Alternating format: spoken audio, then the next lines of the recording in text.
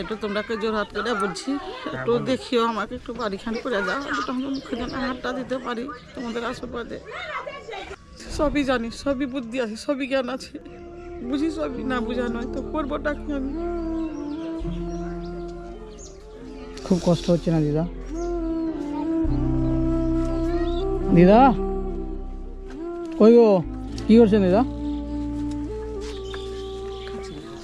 খাচ্ছিলেন?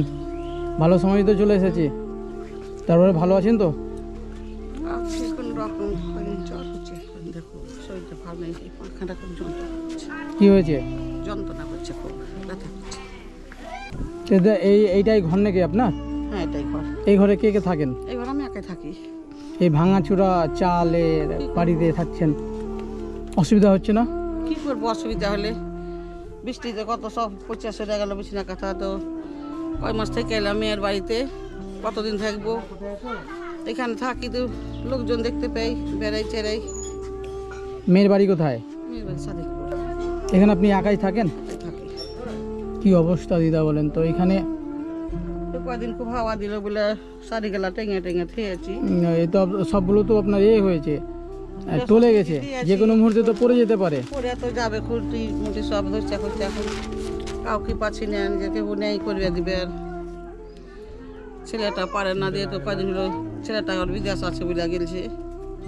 বাঁশের খুঁটি করে থাকে না, 5 বছরও বাস করতে পাই না, রুইয়ে খেয়ে গেছে, তখন হরমরিয়ে করে দুবার জামাই করে দিলে গরিব মানুষ আর কত আসবে খেতে খেতে, নিজের তো পেট পিঁধন আছে, মেয়ে ছেলে আছে। একদম। এটা কতদিন থেকে দিদা এই পায়ের যন্ত্রণায় ভুগছেন? পায়ের যন্ত্রটা এই 2-3 বছর থেকে হয়েছে।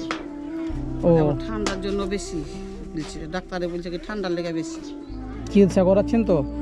এমনি হসপিটাল থেকে না খাই, যখন থাকতে না পারতাম গাঁ ঘরে নিয়ে খাই 10-20 টাকা, পয়সাটা তো লাগবে, পয়সা কোথায় পাবো? দাদু থাকে না এখানে? না, ওই ছেলেটা যখন 1 মাসে তখন এসেছি, ও নিজের মাসের মেয়েকে নিয়ে সংসার করেছে, ও দেখাশোনা করে। লোকের দুয়ারে খেটে খুঁটে 2টা ছেলে মানুষ করেছিলাম, থাল ধুয়ে বাসন ধুয়ে সবাই মানুষ করলাম, মানুষ করে মেয়েটার বিয়ে দিয়েছি, ছেলেটার বিয়ে হয়েছে, ওর আপনার করছে, খাইছি, আমি করি খাই, যখন জুটে তখন ছেলেটা দেয়। এখন আপনি কি করেন? এখন কি করব, কিভাবে সংসারটা কিভাবে চলে দিদা? এদের সঙ্গে চাল পাই, আচ্ছা, সময় তো মেয়ে দেয়, সময় তো ছেলেরও খাই। আর তো মিথ্যা কথা বলবো কি, বেরিয়ে গেল 4 দিন 5 দিন অন্তর 300-400 করে দিই, 200-100 টাকা করে হপ্তা পাই, নুন তেলের হয় পয়সাটা।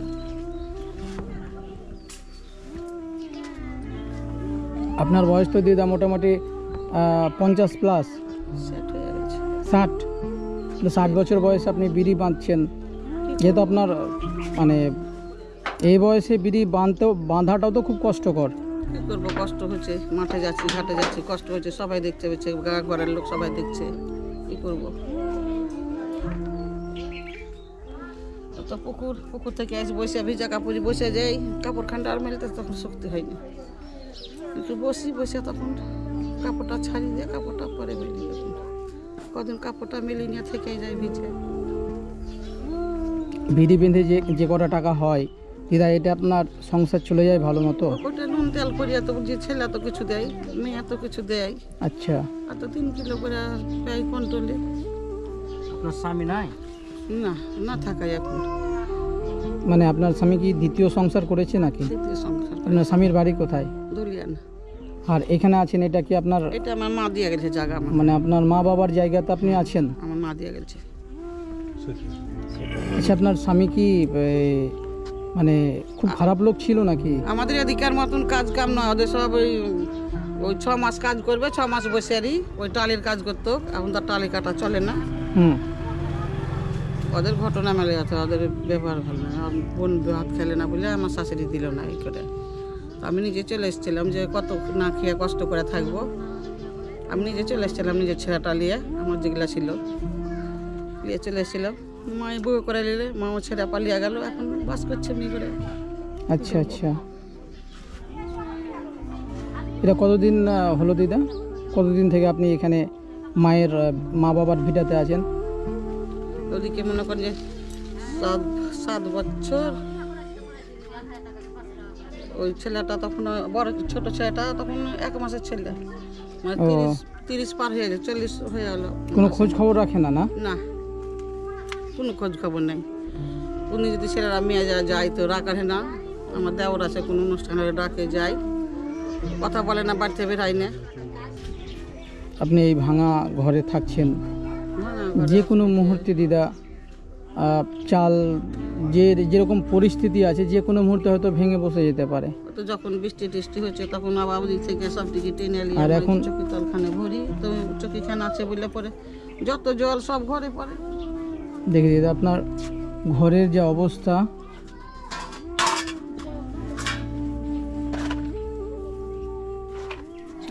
এ তো আপনার এখন শীতের সময়, এখন তো প্রচুর শীত ঢুকে গেছে আরে দিদা। তবে কাপড় টাপড় দিয়ে টেনে ঠেকিয়ে আপনি যেভাবে আছেন থাকাটাও তো ভয়ানক বিষয়। চারিদিক তো ঠিকঠাক নেই দিদা। আপনি এরকম ভাঙা বাড়িতে বাস করছেন, আশেপাশের লোক আপনাকে কিছু হেল্প করে না? ওদের সংসার চলে না, ওকে আমাকে হেল্প করবে? নিজে নিজে সংসার চলে না, কেউ কাউকে হেল্প করবে? তাও তো তারা তো ভালো আছে, দেখতে পেলাম আশেপাশের মানুষ তো অনেক ভালো আছে। ভালো হলো কেউ কাউকে দিবে? পেলে যাদের যত বাড়ি হতো এখানটা তিরপাল পায়ে পড়লাম গায়ে দিবার লেগে, এখানটা যে ঠান্ডায় থাকতে পারি না, এখানটা গায়ে দিবার লেগে দিল না কেউ, দিয়ে পারি না। তাও মরতে মরতে গেলাম ভিডিও থেকে, এখানটা র্যাক দিয়েছে গায়ে। আচ্ছা আচ্ছা, বেশ ভালো, বেশ ভালো। আপনি এখন কি চাইছেন? দুটো মুখে রান্না লাগিতে পারলে দিবে একটু, আর ঘরখানটা যেন অন্তত থাকার মতো হয়, সেই ব্যবস্থাটা করে দিতে হবে। আচ্ছা আচ্ছা দিদা, একটা কথা বলি শুনেন। আসলে আপনার এই বাড়িটা হয়ে যাবে, কোনো টেনশন করিয়েন না। তবে এটা হচ্ছে একান্ত ব্যক্তিগত মানে ব্যক্তিগত সামর্থ্য অনুযায়ী আপনার বাড়িটা করে দেবো। আর কত কানবো? দিন তো কামছি, দিন কিন্তু আমার চোখে দেখতে পাই না, দুটো বেরিয়ে গেলাম তো চোখে তো দেখতে পাই না। তাও 200-300 করে দিই, লিব না করে মুন্সিতে, যে বেরিয়ে চলে না, লিব না। দেও গো, কেউ নেই আমার, একটু দেও দেও। ওই 4 দিন 5 দিন অন্তর আসে গনতে, 300-400 করে দিই, 150-200 টাকা করে প্রায় হপ্তা নুন তেল গেলা করতাম। আর না থাকতো তখন বিটিকে বলতাম যে কি একটা এরকম খুবই অসুবিধা হচ্ছে, চলে আসো মা। এখনো বলে তো হাজার হোক জামাই বিটি, জামাইয়ের বাড়ি বারবার যাওয়া যায় না। জামাইও ভালো, ছেলে থেকে আমার জামাই ভালো, তো নিজে একটা লজ্জা লাগে। লজ্জা লাগবে না দিদা? বিটির ব্যথা থাকে। কদিন যাবেন, কদিন গিয়ে থাকবেন? নিজের একটা থাকবার বাসস্থান মানে হলে কত ভালো হতো। জামাই বাড়ি গেলেন, জামাই তো আর তাড়িয়ে দিতে পারবে না। একটু তোমরাকে জোর হাত করে বলছি, একটু দেখিও আমাকে, একটু বাড়িখানি করে দাও, একটু আমরা মুখে যেন হাতটা দিতে পারি তোমাদের আশীর্বাদে। দিদা শুনেন, কাঁদবেন না, চোখের জল ঝরাবেন না, আমরা আছি, বুঝতে পেরেছেন? আমরা আপনার পাশে আছি দিদা। সামর্থ্য অনুযায়ী যতটা সম্ভব, দিদা শুনেন, সামর্থ্য অনুযায়ী যতটা সম্ভব আমরা আপনার সঙ্গে থাকবো, পাশে থাকবো। আর দিদা টেনশন করবেন না, আপনার এই বাড়িটাও হয়ে যাবে। আপনি এই ভাঙা বাড়িতে থাকছেন খেয়ে না খেয়ে, এই 60 বছর বয়সের চোখের মানুষের, এখনকার মানুষের যদি 60 বছর বয়স হয় দেখতে পাবে না। 60 বছর বয়সেও চোখে কম দেখেন, এমতো অবস্থায় আপনাকে সংসার চালানোর জন্য বিড়ি বাঁধতে হচ্ছে। সপ্তাহে 100-150 টাকা যা হয় তা দিয়ে নুন তেলের পয়সাটা করেন। কপাল গুনে কেউ অট্টালিকায় বাস করছে, কারো স্থান হয়তো এই ভাঙা চালের মধ্যে।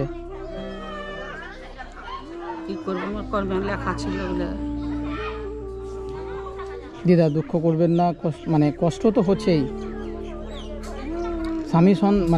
স্বামীর সঙ্গ ছেড়ে এই যে আলাদা করে বাবা মার ভিটাতে আছেন, এটা কি চাটিখানি কষ্টের কথা বলেন দেখি? আমার ভাগ্যে যে লেখা আছে যেরকম।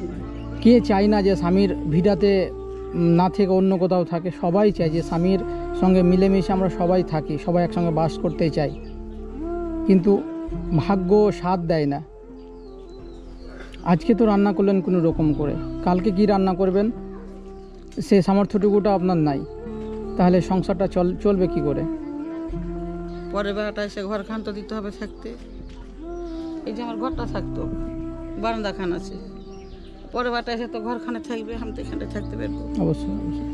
এমনি ঘর খান যদি থাকতো না, তা আসতে কোনো অনেক জায়গায় চলে আসছে, তা আমি বলতে পারি না, আমি যে সামর্থ্য নেই।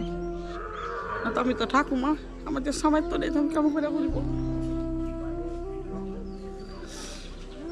সবই জানি, সবই বুদ্ধি আছে, সবই জ্ঞান আছে, বুঝি সবই, না বুঝা নয় তো করবোটা কি আমি? খুব কষ্ট হচ্ছে না দিদা?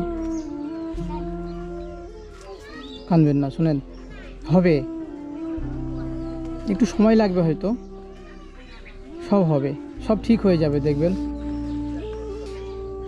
তার স্বামীর বাড়ি থেকে খুব অশান্তি করেই এসেছিলেন আপনার উপর, তাহলে অন্যায় নাই দেখাশোনা অত্যাচার কেউ দেখাশোনা করতো না, যে আপনার সঙ্গে মানে আপনার উপর নির্যাতন করতো নাকি?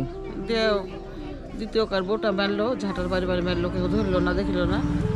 যে 4 দিন ধরে না খেয়ে থাকলাম, যে গ্রামের লোকে বললে তুমি যেমন করে খাচ্ছিলাম আমি করে মার খেয়ে থাকো গা। আমি চলে আসলাম, আমার যেগুলা ছিল জিনিস জল ভাত খাবার আমি দিয়ে চলে এলাম। তারপর থেকে আজ পর্যন্ত কোনো খোঁজ খবর রাখেনি? ছেলের বিয়ে দিলাম, মেয়ের বিয়ে দিলাম, তোদের কথা বলে না। স্বামী থেকেও এখন না থাকার মতো, স্বামী আছে অথচ নাই। তো যাই হোক দিদা, টেনশন করবেন না, আপনার এই বাড়ির কাজটা আমরা করে দেবো, দায়িত্ব তো নিলাম। আর মাঝে মাঝে আসবো, আর আপনার পরিবারের ইত্যাদির মানে টুকিটাকি যে জিনিসপত্রগুলো লাগবে সেগুলো আমরা সাধ্যমতো দেওয়ার চেষ্টা করব। তো যাই হোক দিদা, বাড়িতে কিছু খাবার টাবার আছে নাকি? এনেছিলাম ওই তো, আর একবার টাকা দিয়েছিল 5 কেজি আছে না শেষ হয়ে গেছে? আছে, একটু চাল আছে তো, অল্প কিছু আছে তাহলে? আছে, আর ময়দা আছে 4টে। অল্প কিছু আছে, আচ্ছা। সপ্তাহে যে 100-150 টাকা যা হয় যায় পান বিড়ি বেঁধে, তা তো নুন তেলেই চলে যায়। ভালো কিছু খাবার, মাছ মাংস খাবার ইচ্ছা হয় না দিদা? না, ইচ্ছা হলে করবো, তো ছেলেরা করে তখন দেয়, কি মেয়ে করলে তখন তো জামাইটা থাকলে পরে তো দিয়ে যায়, কি ওর বাড়ি যায় তখন খাই। ইচ্ছা হলে কি করবো, কোন না শক্তি থাকলে। তো ঠিক আছে দিদা, আমি আপনাকে কিছু টাকা দিয়ে যাচ্ছি, আপনি এটা নিয়ে দিদা, এখানে 500 টাকা আছে, এই 500 টাকা নিয়ে আপনার সংসারের টুকিটাকি জিনিস যেগুলো প্রয়োজন সেগুলো নেবেন। আর মাছ মাংস খেতে ইচ্ছা করলে সেটা আপনি খাবেন, ঠিক আছে? তো দিদা আপনার নামটা কি? আমার নাম ফুলবতী দাস। ফুলবতী দাস, আচ্ছা। এখানে গত 30 বছর ধরে বাবা মার ভিটাতেই আছেন? হ্যাঁ। আচ্ছা দিদা, ঠিক আছে, ভালো থাকবেন।